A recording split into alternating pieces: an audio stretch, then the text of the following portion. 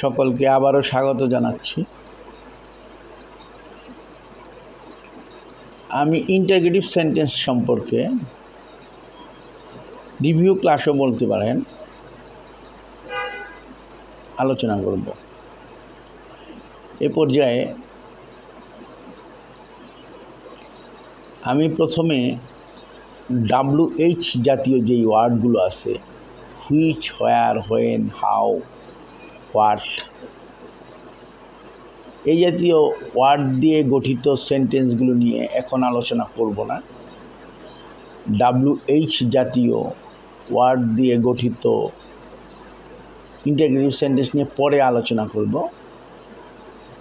এই জাতীয় ওয়ার্ড দিয়ে সেন্টেন্স বাদ দিয়ে অন্যগুলো যেই ইন্টারগেটিভ সেন্টেন্স আছে সেগুলো নিয়ে কথা বলতে চাচ্ছি। পর্যায়ক্রমে আসি। প্রথমে হচ্ছে এম ইজ আর মূল ভার্ব হিসাবে কাজ করবে যেখানে,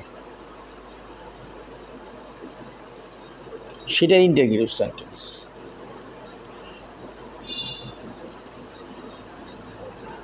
ইট ইজ এ পেন, এটি একটি কলম। এখন যদি আমি একটি প্রশ্ন করি, এটি কি একটি কলম?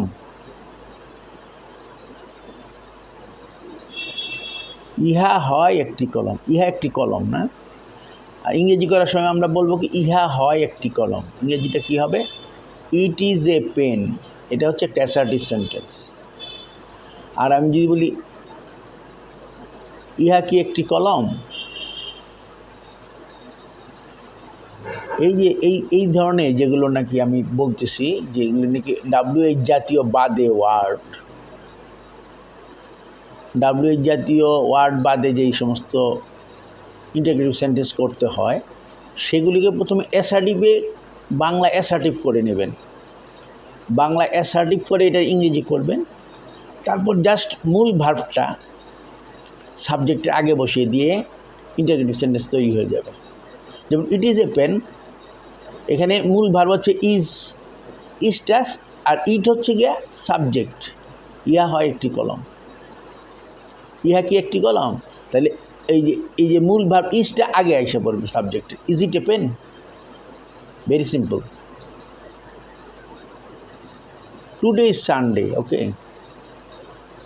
একই কথা। আজ রবিবার। আজ কি রবিবার? Is today Sunday? তারপর নোট অফ ইন্টারোগেশন।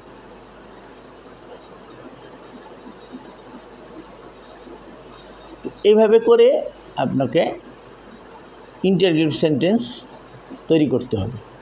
অর্থাৎ WH জাতীয় ওয়ার্ড বাদে যেই অন্যান্য ইন্টারগেটিভ সেন্টেন্সের ক্ষেত্রে আপনি ওই সেন্টেন্সটাকে, ইন্টারগেটিভ সেন্টেন্সটাকে আগে অ্যাসার্টিভে করে ইংরেজি করবেন। তারপর জাস্ট মূল ভার্বটা এই এমিজারের ক্ষেত্রে আমি বলতেছি,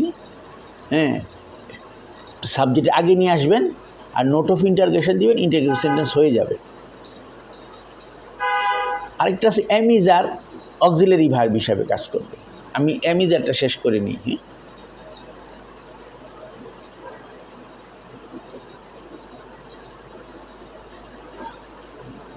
অক্সিলারি ভার্ব হিসেবে কাজ করবে। যেমন কখন হয় অক্সিলারি ভার্ব এমিজার? এমিজার হিসাবে অক্সিলারি ভার্বটা তখন হবে যখন, ইন জেনারেল আর কি, যখন মূল ভার্বের সাথে আইএনজি যুক্ত হবে।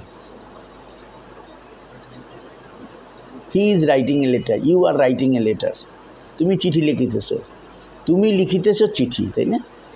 ইউ এর সাথে আর আসবে, you are writing a letter. এটা কি, তুমি কি চিঠি লিখিতেছ? তাহলে কি হবে? একই কথা। ওই অক্সিলারি ভার্বটা ওইখানে ছিল মূল ভার্বটা এমিজারের ক্ষেত্রে, আগে যেটা বললাম, আর এখানে অক্সিলারি ভার্ব আছে আর মূল ভার্বের সাথে আইএনজি আছে। তেসিতে হইলে আইএনজি যুক্ত হবে, আগেই বলেছি।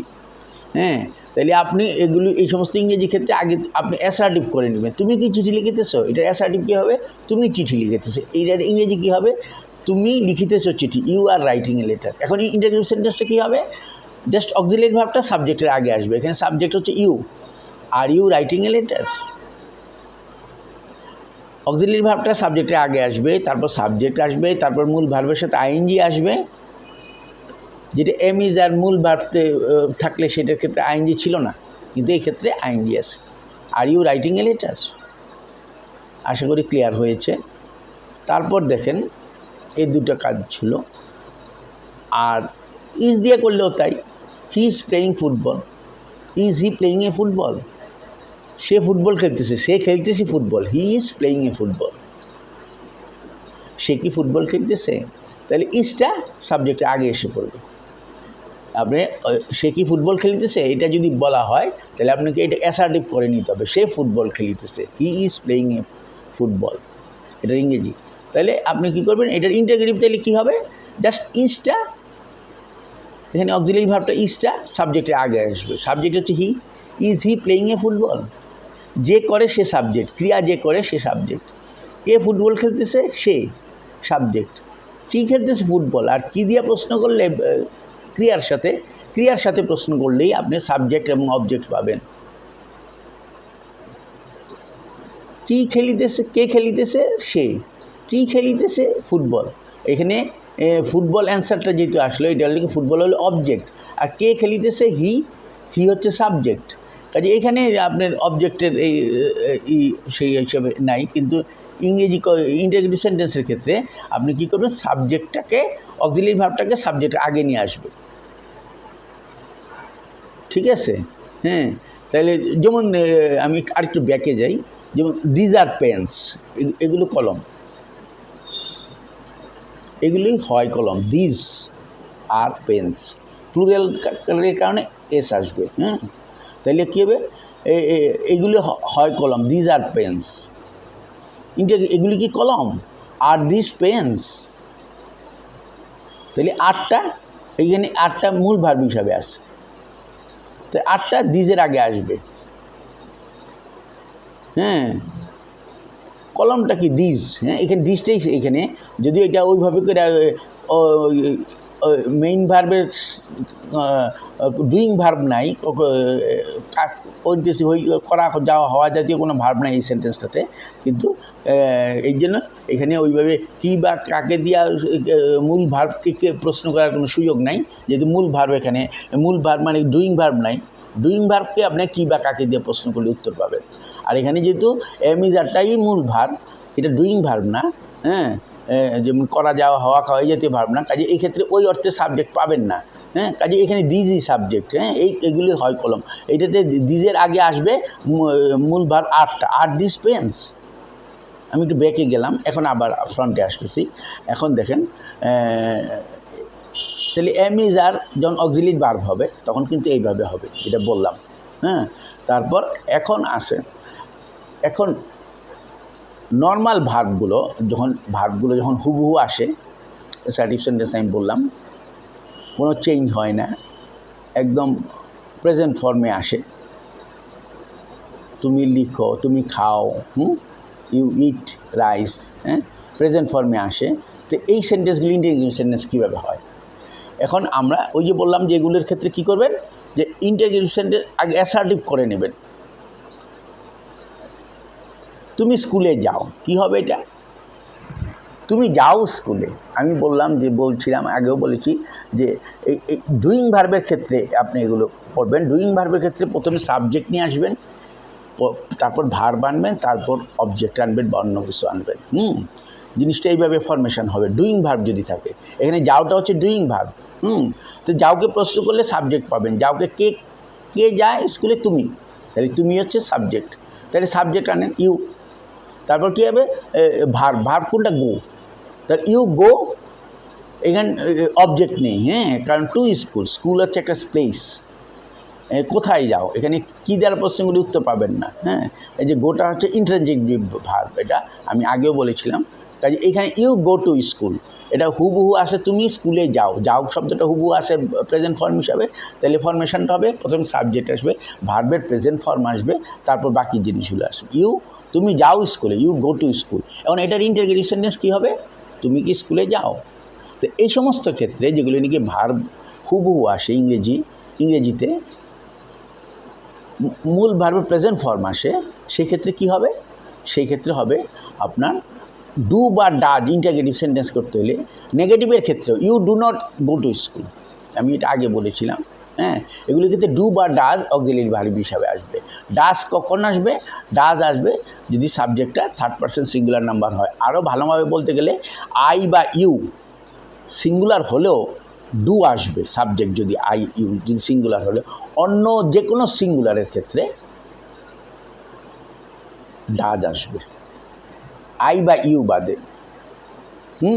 তাইলে আপনার থার্ড পারসন সিঙ্গুলার নাম্বার আবার বিস্তারিত গ্রামার পোর্শনে চলে যায়।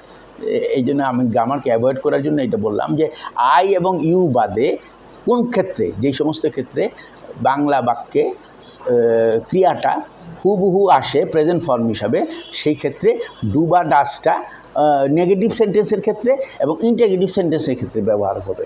কিন্তু অ্যাসার্টিভের অ্যাফার্মেটিভ ফর্মেতে সেন্টেন্সের দুইটি ফর্ম আছে, আমি এটাও বলেছি আগে। অ্যাসার্টিভ এবং অ্যাফার্মেটিভ এবং নেগেটিভ প্রতিটা সেন্টেন্সের। অ্যাফার্মেটিভ হাবোধব, ইউ গো টু স্কুল। নাবোধব হচ্ছে you do not go to school. হ্যাঁ, তাহলে এই যে নেগেটিভ এবং ইন্টারগেটিভ সেন্টেন্স তৈরির ক্ষেত্রে ডু বা ডাজ আসবে। নেগেটিভের ক্ষেত্রে you do not go to school, এটা আগেই বলেছি। এটা নিয়ে একটা পর্ব অলরেডি হয়ে গেছে রিভিউ সহ, কাজে এইটা আমি আর এখন যাচ্ছি না। কিন্তু ইন্টারগেটিভের ক্ষেত্রেও ডু বা ডাজ আসবে কখন? যদি বাংলা বাক্যে ক্রিয়াটা প্রেজেন্ট ফর্মের হুবহু রূপ হিসাবে আসে, তখন অ্যাসার্টিভে যেমন আমরা হি গোজ টু স্কুল বলি, এখানে আই বা ইউ না, হিটা একটা singular. Karim goes to school, Karim কি স্কুলে যায়? Does Karim go to school? যখন গোজ হবে আপনি করিম গোজ টু স্কুল, করিম কি স্কুলে যায়, এটাকে অ্যাসার্টিভ করে নিন, করিম স্কুলে যায়। এটা কি হবে? করিম গোজ টু স্কুল। যাইটা হুবু আসছে, কাজেই করিম যেহেতু সিঙ্গুলার, আই এবং ইউ নাই এখানে। হ্যাঁ, কাজেই এখানে আই এবং ইউ সিঙ্গুলার হলেও ডু আসবে নেগেটিভ এবং ইন্টারগেটিভ সেন্টেন্স তৈরি করার ক্ষেত্রে। আর অ্যাসার্টিভের অ্যাফার্মেটিভ করতে হলে কিন্তু ডু বা ডাজ আসবে না। হ্যাঁ, এখানে I go to school, you go to school, এটা হবে। হ্যাঁ, কিন্তু ডু বা ডাজ আসবে না। কিন্তু আই এবং ইউ বাদ দিয়ে যদি আপনার সিঙ্গুলার হয়, অন্য যে কোনো সিঙ্গুলার পার্সন হয়, সেক্ষেত্রে ডাজ আসবে ইন্টারগেটিভ এবং নেগেটিভ সেন্টেন্সের ক্ষেত্রে। তাহলে কী হবে? সে স্কুলে যায়, হি গোজ টু স্কুল। সে কি স্কুলে যায়? তাহলে এটার অ্যাসার্টিভ কী হবে? সে স্কুলে যায়, হি গোজ টু স্কুল। তাহলে ইন্টারগেটিভ কী হবে? যেহেতু ওই যে বললাম হি গোজ টু স্কুল আছে, হ্যাঁ, তাহলে ডাজ আসবে। ওই ডাজটা সাবজেক্টের আগে আসবে। এখানে subject A he, does he, তারপর হচ্ছে কি ওই ভার্বের প্রেজেন্ট ফর্মটা আসবে, গো আসবে, ইএসটা ডাজের সাথে যুক্ত হয়ে গেছে। কাজে এখানে কিন্তু ওই does he go to school হবে, তারপর নোট অফ ইন্টারগেশন হবে। You go to school, do you go to school? হ্যাঁ, করিম ইটস রাইস। করিম কি ভাত খায়? আগে করিম ভাত খায় ইংরেজি করেন, করিম ইটস রাইস হবে। হ্যাঁ, তাহলে কী হবে? করিম কি ভাত খাই হলে এটা ডু ডাজ আসবে। তাহলে ডাজ করিম, করিম আছে সিঙ্গুলার, আই এবং ইউ না এখানে, Karim singular, does Karim eat rice, তারপর নোট অফ ইন্টারগেশন, ইটস হবে না, এসটা ডু ডাজের সাথে এসে গেছে। হ্যাঁ, এই জন্য আশা করি ক্লিয়ার হয়েছে। ধন্যবাদ আপনাদের সবাইকে।